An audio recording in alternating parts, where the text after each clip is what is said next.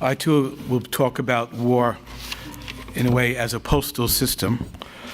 I'd like to thank Haus der Kultur und der Welt for their invitation and gracious hospitality here in Berlin. Thinking through the relation between power and fear has often paired affect with virtualization, which tracks fear from material genesis to immaterial mimesis. In Kojève's reading of the Hegelian dialectic of subjugating recognition, the sovereign or master represents the fear of death for another who becomes the living archive and subjugated organ of that terror, the Hegelian slave or bondsman. The Hegelian master requires a politics of transmissibility. The master capitalizes risk and death in combat to win recognition from the subjugated other as the enjoyment of symbolic profit in the form of labor service by the slave. Writing in the same pre-war period as Kojève, Simone Weil describes the promissory structure of virtualized fear in war. She writes, quote, "It will surely kill, or it will possibly kill, or perhaps it merely hangs over the being it can kill at any and every moment. It turns man into stone. From the power of transforming a man into a thing proceeds another power, otherwise prodigious, the power of turning a man into a thing while he is still alive. He is alive, he has a soul, and yet he is a thing. Still breathing, he is nothing but matter. Still thinking, he can think nothing." End quote.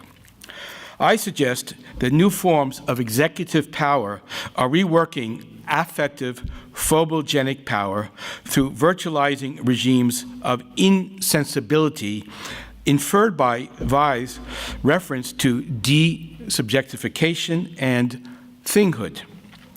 Consider the use of sensory deprivation regimes in torture, in fear-provoking torture. I term this regime of insensibility cultural anesthesia, the expulsion of sensory experience that engenders a politics of dematerialization of force. The interdiction of an embodied and common sensorium with the capacity to speak truth to power.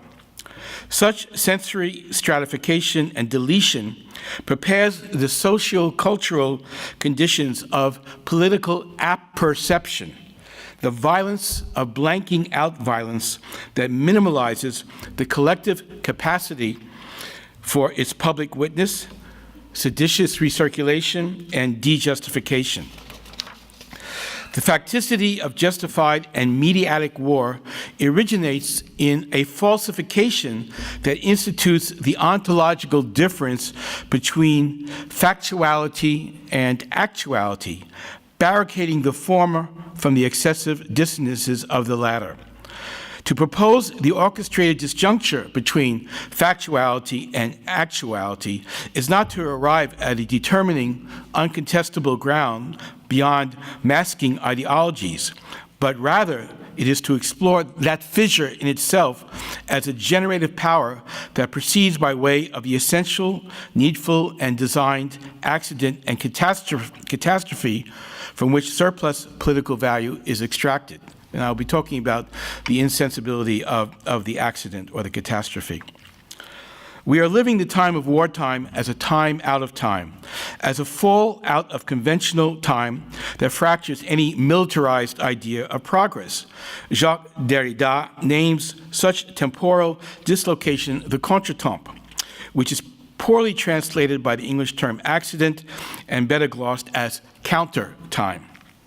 Simultaneously inessential, rigorous necessity and catastrophic disruption, the possibility and actuality of the accident as a counter-time is a conditioning radical contingency of all proper and programmed temporality, such as war, law, securitization, and democracy. A contretemps recently befell democracy in the United States in the coming to power of a counterfactual presidency.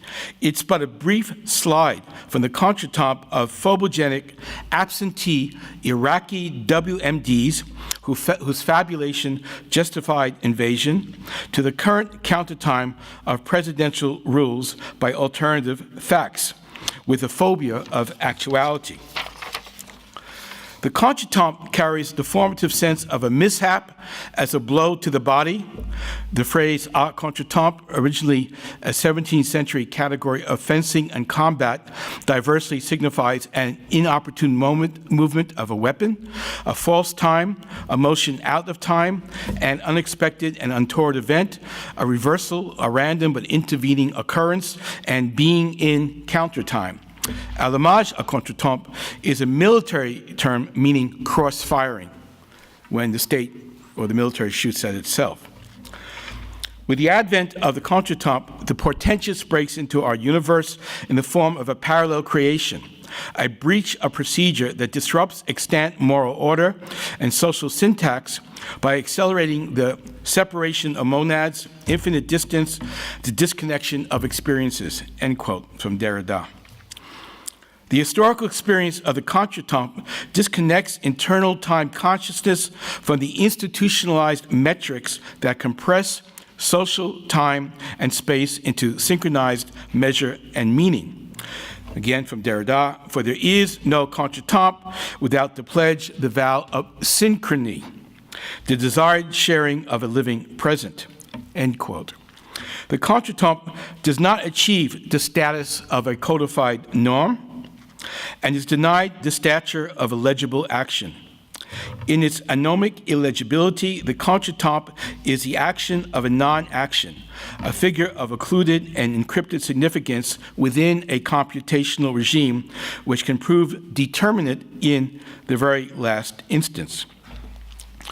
The anachronic accident arrives as an acausal effect, whose causality has to be retrofitted ad seriatim from an abruptly emergent point of inception, the emergency zone triggered by the collision of system and event. In its radiating afterlife and afterimage, the wound of the consequential contretemps cannot be sutured.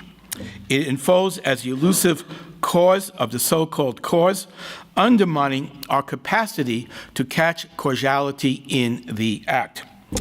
Werner Hamake translates contretemps as Unzeit.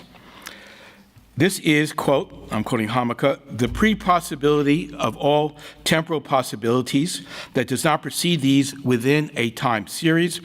Rather, it precedes the latter as a nonlinear, non-geometric, and non-metrical play of various times and time possibilities, end quote.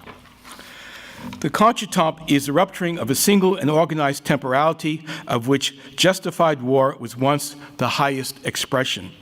Paradoxically, the contretemps has emerged as a core principle of counterinsurgent rule under which war no longer fulfills or requires the normative tasks that have been historically assigned to it. Now, Derrida distinguishes the accidental contretemps, the singular accidentality of the accident, from the essential and needful contretemps. The latter is the calculated, non-accidental accident. The essential accident, as the time of war times, manifests as the accidentalization of war.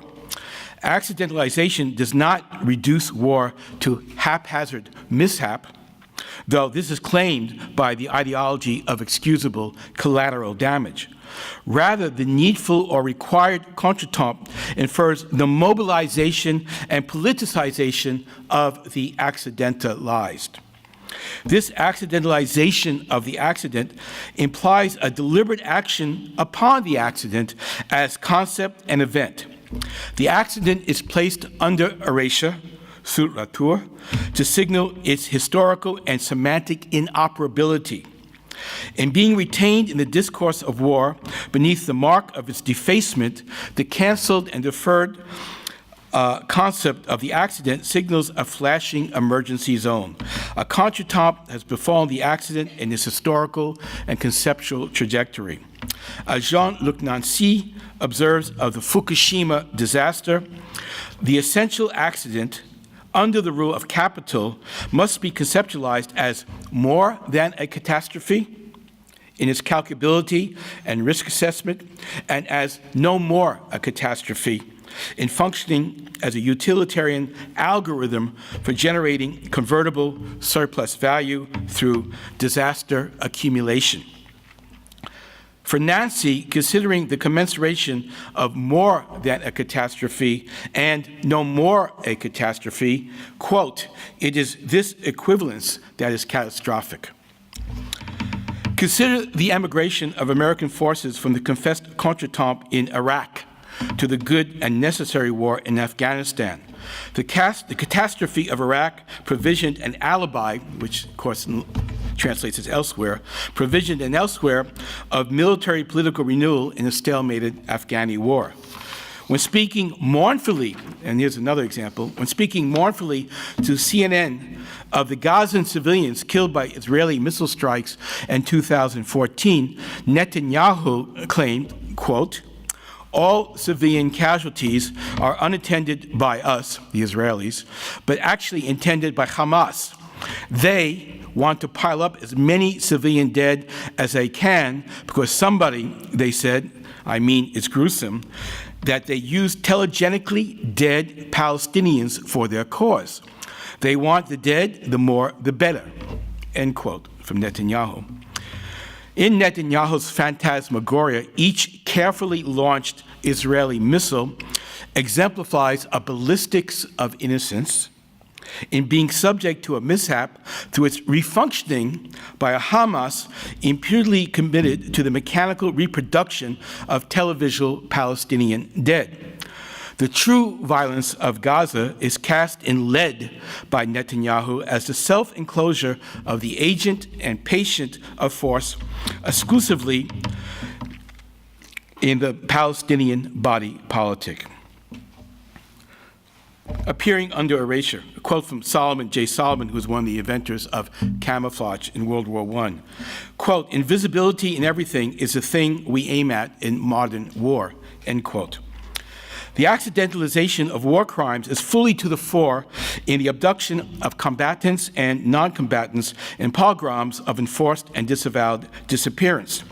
To think through such a claim is a step back in part from the worthy tomes of empirical data on enforced disappearance collated by human rights organizations that are merely the tip of an unquantifiable iceberg, and to consider the making of the missing as sustaining a phobogenic executive power. This is to render political disappearance irreducible to an extrinsic mishap that befalls the normalized proceduralism of the state and the law, and which can be rectified by the restoration of the latter. The UN Commission on Human Rights defines disappearance as, quote, the arrest, detention, abduction, or any other form of deprivation of liberty by agents of the state or by persons or groups of persons acting with the authorization, support, or acquiescence of the state, followed by a refusal to acknowledge the deprivation of liberty or by concealment of the fate or whereabouts of the disappeared person, which place such a person outside the protection of the law, end quote. The modifiers enforced and involuntary applied to disappearance by human rights organizations confirms the predominant orchestration of disappearance as accidentalized war, which extends from clandestine abduction to the covert post-mortem disposition of bodies and remains. Practices and campaigns of enforced or involuntary disappearance are linked to the spatial and visual logic of genocide.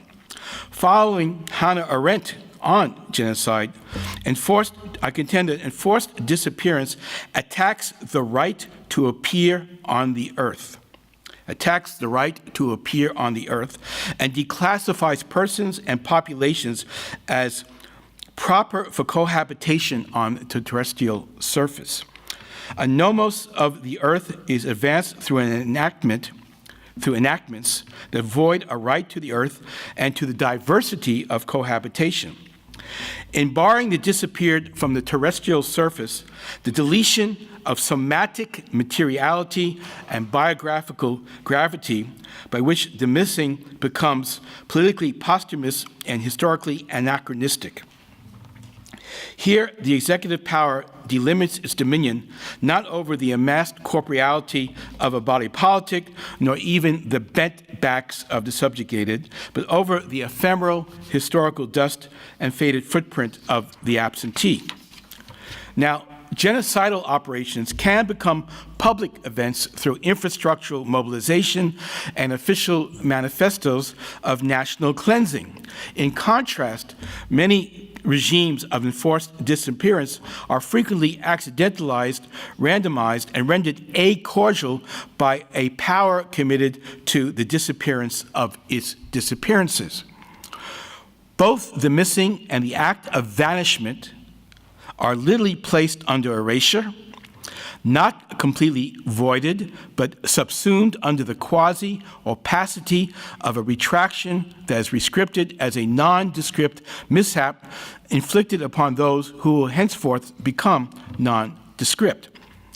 Disappearance and its aftermath can be designed to simulate the extrinsic and non-exemplary accident in order to inhibit the capacity of political and legal witness to catch its causality in the act. As a structuring threshold or borderline event, enforced disappearance as an essential and needful accident overturns the philosophical dicta that the perfection of substance is far more perfect than the objective perfection of the accident. The apparatus of disapparition provisions an alibi or elsewhere for the disappeared by removing any terrestrial trace of the internal deportee and denying any rationality to their abrupt unbecoming. The illogic of the alibi is extended to claims that the disappeared abdicated their lives and their families for an elsewhere where they remain perpetually incommunicado. This is the utopia, the non-place of the disappeared, of their mostly wall-less confinement, a counter-geography of interminable displacement without end. The missing are suspended within the interstitiality of abduction, detention, and decertified death. The regime of vanishment installs a political ecology of mischance through the elaboration of intimidation and symbolic terror by explicit threat and whispered innuendo, which promises further random disapparition to those who speak out and seek out. By instating a public secret, the regime of vanishment simulates a structural indifference and anesthesiology that morbidly envelops the survivor families as much as the disappeared. The affective sensorial experience of survivors of disappearance is excommunicated through cultural anesthesia. The structural stratification of sensory experience, including fear. The police, the public prosecutors, and the courts extend the stigma of culpability to the petitioning families who are criminalized for recalling those who become politically uninheritable. The local community where disappearance occurs responds with a self-protective unknowingness. They forego vocal witnessing as a harbinger of their own eventual vanishing. Only the most stubborn of kin resist this foreclosure, insisting on the living on of the absentee until shown otherwise in the form of a corpse or its fragments. In the exhumations I witnessed in South Africa by the South African Truth Commission, the survivors of the disappeared grasped at any material fragment of usually incinerated remains as a fossil of the withdrawn persona, as if they required not only proof of their abduction and execution, but of a prior life before the spirit was rendered bone. In the documentary film Nostalgia for the Light by Patricio Guzman, a Chilean woman whose brother was abducted by the Pinochet regime, searches for decades through the Atacama Desert, where political prisoners were incarcerated and or summarily executed. She eventually recognizes, authenticates, and eulogizes a detached half of a buried foot and sock mummified by desert aridity as belonging to her brother.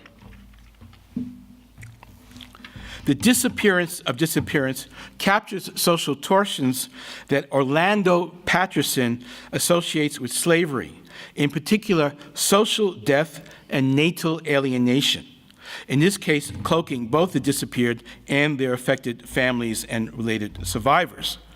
The disappeared and their affected families undergo the contretemps of a living death that, beyond any biological certainty, is a politically enforced de-animation of life without its documented termination.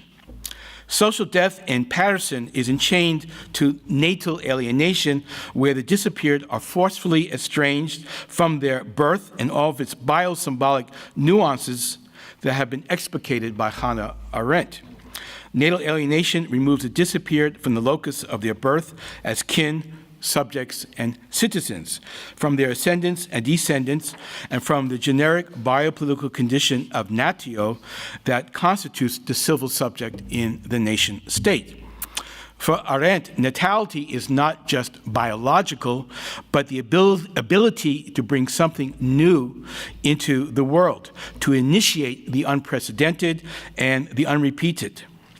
And this potentiality, too, is denied the disappeared and their stranded survivors. The missing are not only abducted and vanished for what they have done and said, or for who they are, and many times not even that, but for what they can politically become. If unwilled proximity and unchosen cohabitation are preconditions of our political existence, enforced and disavowed disappearance interdicts the possibility of the political through the banishment of present and future political interlocutors from the earth. Is it possible to get some water or something? Okay.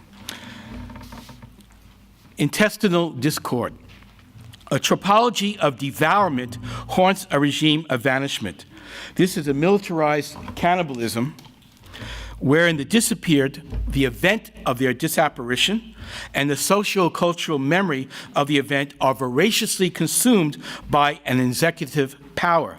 Disappearance as the intestinal cannibalism of a political order exposes the anthropophagy of the state that's recognized in Thomas Hobbes' discussion of civil war as intestinal discord. Only the cannibal can be truly inhuman in devouring within his species, irrespective of his structural indifference and automated acausality. The regime of vanishment requires human cogs of inhumanity to advance its veracity for taking names and taking bodies. The Occidental and colonial trope of primitivized cannibalism has been described as the hallucinogenic recreation of the anti-self, the cannibal, in the sovereign subject, but not limited just to the West. This xenophobic mimesis embodies the Occidental fear of being consumed by difference. Enforced disappearance maps and manufactures difference in those it vanishes. Despite its ultimate project of dispersal, it casts its net over time, it casts its nets over time and space in order to grasp, arrest, reduce, and master difference. Can programs of enforced disappearance be construed as the preemptive consumption of difference that is seen as potentially engulfing? Consider its interdiction of natality as a foreclosure of future political interlocutors. It can then be suggested that a regime turns to political cannibalism not only to preemptively consume difference, but to make the difference to which it can be opposed and to be seen to vanquish. The clandestine organization of disappearance, its screening behind the accidental and the aleatory, the random, attests to the phobogenic power and privation of a simulacral state that seeks to be insensible, ungraspable, and intangible. This silencing disapparition of force magnifies fear through the expansion of its powers of self-virtualization.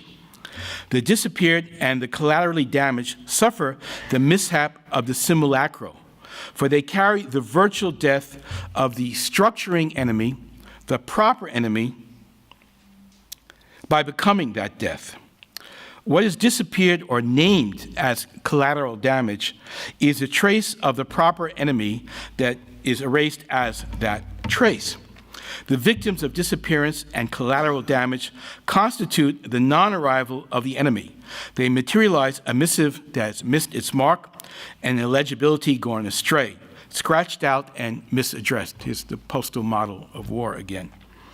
They are the envoys of the unreliable enemy in a state of withdrawal, a postal artifact of war and a dead letter that has been dispatched and canceled in place of the terminal enemy whom the disappeared and collaterally damaged simulate and evoke, and who never appears. The collaterally damaged and the disappear vanish under the inhuman name of the enemy that affects their very being, and yet they are merely the name of that name, which is not a name. A name of a name is not a name. They are rendered ineffable under the ahumanity of a nominal sentencing that befalls them as an accident. The victim targets who have no name, the victim targets who have no part in the enemy are of him by virtue of the accident of a name that is given in their deletion. They are a spun fragment of a name that restages what is not there, the reason and measure of war. They are the non-name of the enemy that their confinement, wounds, and death incarnate and nominate, and thus the disavowed vanished and collaterally damaged become unspeakable due to the inflicted accident of the imprisoning name. All names of such targets assigned by war function as accidents, as mishaps, and anachronous inadequations that befall the vanished before and during and after their death. This relates to Sinan's discussion of monstrosity. This suggests that naming is the protological accident, the essential accident that occurs at and as the inception of war, as the medium of unavoidable, always inadequate identification by which accidentalization is triggered as a sustaining force of war. War as naming begins and lives on in aphoristic certitude. In classical Greek, aphorismos means delimitation. Its etymon aphorizein means to define, and horizon to separate. War as aphorism delivers sentences, abbreviates, underwrites, dissociates, encapsulates, and frames and enables an automatism of the name. It cuts off time and dissects space, for it is, and I'm quoting Derrida one last time, an economy or strategy of mastery that knows very well how to potentialize meaning. It says the truth in the form of the last judgment, and this truth carries death. Thank you.